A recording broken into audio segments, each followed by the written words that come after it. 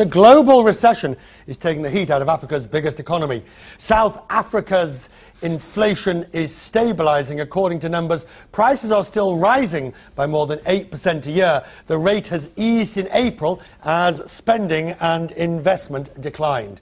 A different dynamic is emerging across the continent's second largest economy, which is regaining a workforce. As part of our Africa Inc. coverage, Christian Purefoy has been finding out why Nigerians who emigrated to find work are now coming home.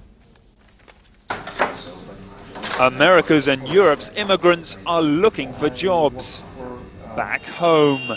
With the economic crisis and high unemployment, Nigerians are leaving the West to take up job opportunities on offer in Nigeria's developing economy. Because of the economic climate in the UK right now, they have the recession is affecting the jobs sector, so it's finding it very difficult for somebody to secure a job here in the UK. Things are not particularly very good down here anymore, and I believe there are more chances for me right now at home. Oyindamola Taiwo is one so-called repatriate. Typical of many returnees with her foreign degree, work experience and accent. She came home to Nigeria after 11 years in Europe, where she worked for global consultancy firm McKinsey. She's now working for one of Nigeria's largest banks.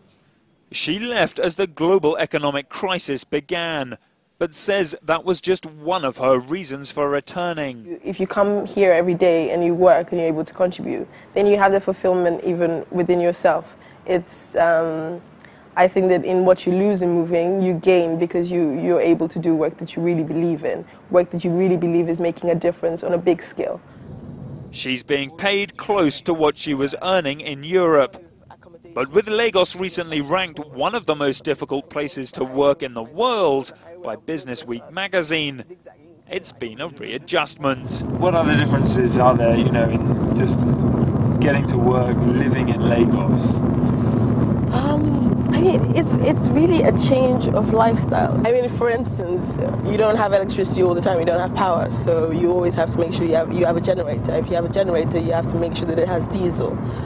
For water, you've got to make sure that, the borehole's working, because, for instance, this morning I opened the taps and there was no water coming out, and so it doesn't work the way everything does in Europe. The traffic may be notorious, local ways of doing business a little different, but with one of the largest telecommunication networks in Africa and a banking industry expanding across the continent, what Nigeria offers now that the West doesn't are business opportunities.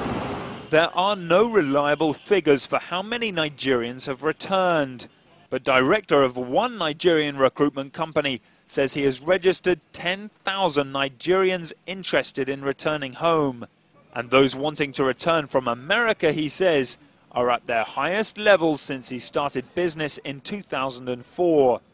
And he says they're an invaluable asset for Nigeria's development. I don't see Africa being static. We want to catch up with the rest of the world. There are certain things we need to do, and we need the skills to do those things. With the skills are lacking locally, which is the case in most cases, and then you have Africans abroad who want to relocate. Hey, we want to create a win-win situation for everyone.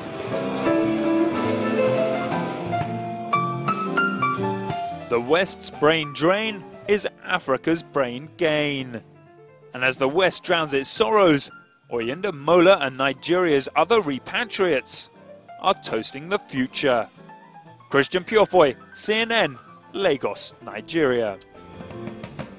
Only on CNN and only Africa Inc.